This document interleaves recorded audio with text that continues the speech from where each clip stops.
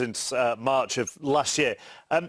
They've been miles clear for a while. Do you think the atmosphere changed at the end, though? Because they started singing the fans, now you go believers, we're going to win the league. I think if there was any group or a small group of supporters that didn't believe, they certainly do now. Of course, there's some nervousness, 30 years it's been.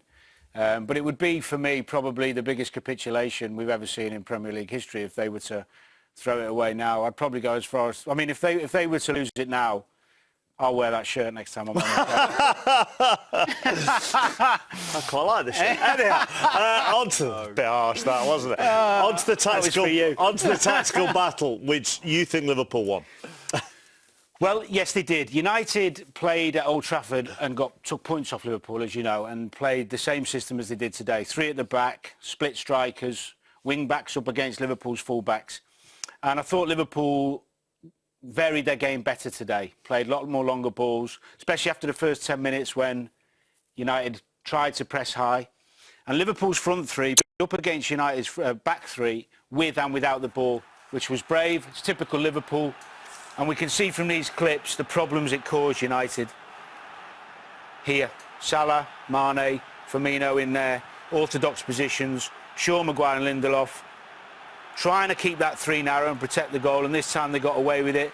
But every time Liverpool, this is Liverpool on the defensive with the front three, what they do is they go, they press, they don't worry about what's behind them, and they say to Man United, can you play through us? And United's back three at times, they couldn't play out against the Liverpool press. Here, Lindelof kicks the ball out of play. Typical energetic, on the front foot from Liverpool. But this is where the problems arose. Making the pitch wide, splitting that 3, the 2 wing-backs are too high. And then you've got the likes of Salah and Mane and Firmino, and one of them's always going to open you up, and they made a lot of chances first half. And as Ole did admit, they were hanging on at times. It was brilliant from Liverpool's back players to recognise that sometimes you don't always have to play out those pretty little passes. They're very good at that, Liverpool. There you see again, 3v3. Very difficult to defend against one of the best front threes in Europe. De Gea there with a great save. And as I said again, Liverpool should have been well and away ahead by half-time. And again here, you see the 3 against the 3. What this means is Lindelof can't cover Wan-Bissaka. Big space for Robertson to run into. So Wan-Bissaka switches off for a second. They're out again. Good bit of movement in the middle from Salah. And he misses the chance. But when you play at Anfield and you try and press and you try and leave, you know, a back 3 against Liverpool's front 3, it's inevitable you're going to concede chances. And Liverpool system today worked better for them than it did for United. But there are 2 sides, I suppose, to every game. And from the tactical point of view from Manchester United, you actually didn't think it was that bad. It was more how they carried it out further forward. Yeah, and when I mean how they carried it out, it was more the execution of when they got into those good positions from an attacking point of view. I think I actually liked the way that they performed with regards to the high press. This is in the first 2 minutes of the game. Now, they've set the stall out here. This is how United are saying, this is what we're going to do to you, Liverpool. We're going to be coming for you. And it worked. You know, that was in the first 2 minutes of the game. This time, Brandon Williams goes in, Martial follows in. You can see there's a system here. They're all on the same page. And actually, Liverpool were not comfortable. And Wan-Bissaka wins the ball high up the pitch. It's probably why they reverted to go a bit longer, as you just saw then in Merv's piece. Where I had my issues was, you've got to be positive when you win the ball high up the pitch. Wan-Bissaka has to play that ball into James there or into Pereira, who's making a run through the middle of the pitch. They don't. Liverpool get back into the shape, and you're not breaking that down. You know, it's the best defence in the league. You're not breaking that down. Look how good this is from Williams. Releases himself from that wing-up position. Luke Shaw's tight to Salah. Bang, win the ball back. Now we're in attacking position. Can we make those positive passes and get in behind this Liverpool defence and do to them, you know, what they do to us? The answer to that is no. We're going to dwell on the ball for too long. We're going to pop it around. Guess what? Back into position. That ball should have been either whipped across the box straight away or put into the box for somebody to attack.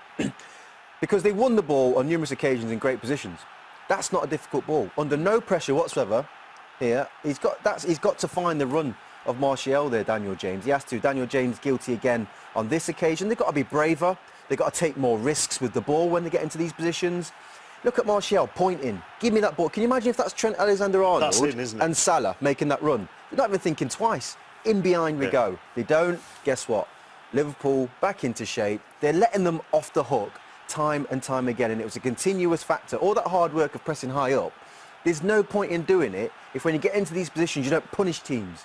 Whip that ball across the box. Robertson is whipping that ball across the box. for them to run onto. They don't do that. We get back out and we let them off the hook. And with regards to the high press, this is why it worked. This is why leaving the here, as you can see, there's a 3v3 that Murph's talking about, but this is why it does work.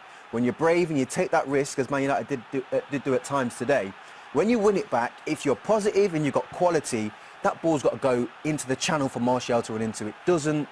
It's a negative pass to his feet and it stops the attack. There were some good things in the way he set his team up, but unfortunately, he hasn't got the quality needed to execute when they're in those real attacking positions. And that's been the story, really, of Manchester United's season. And often they've needed the individual brilliance of either Martial or Rashford in particular, to get themselves out of a hole. And now they'll be without Rashford for 6 weeks. It's a devastating blow for Manchester United in England. He's been sensational. He's been their best player. He's been a goal threat. He has that individual brilliance to beat people, score goals from everywhere. Let's just hope he recovers really quickly. I don't worry about his recovery as much as Kane. We were talking earlier about that, because he's sharp and fit and he's built differently to Kane, isn't he? It's been his best season for Manchester United. He's grown in stature. The goal-scoring element has come into his game. He's always had that kind of that aura about himself, but he took it to a new level. So, look, hopefully, like you said, you know, Murph, I think we agree. Once he's back, he'll be sharp anyway. Now, when Mo Salah scored Liverpool's second, we did see a tweet from Adam Hurrey saying, Alisson's celebration is the perfect excuse for Match of the Day 2 to use its dotted line and its speed gun. So not that we normally do requests, but we did decide that this would actually work. So Alisson set up Salah, and then on our big high tactical camera, we are able to see Alisson make the run. We think he got up to about 16.5 miles. A shame that the cameraman didn't spot that the real story here isn't Salah celebrating, but Alisson's run. So we lost him for a while, but he reached a top speed of 16.5 miles an hour. It's the knee slide as well. It's the knee slide. You don't want your goalkeeper doing that, do you? Oh, it's the assist he created. He deserves to... It's the joy in it. Yeah. Unbelievable moment. Yeah, it would have been a nightmare if VAR had disallowed it. Let's go back. All right, all of yesterday's goals on the way, but next to Turf Moor, Burnley on a run of 4 league defeats against third place Leicester. Commentary from Martin Fisher.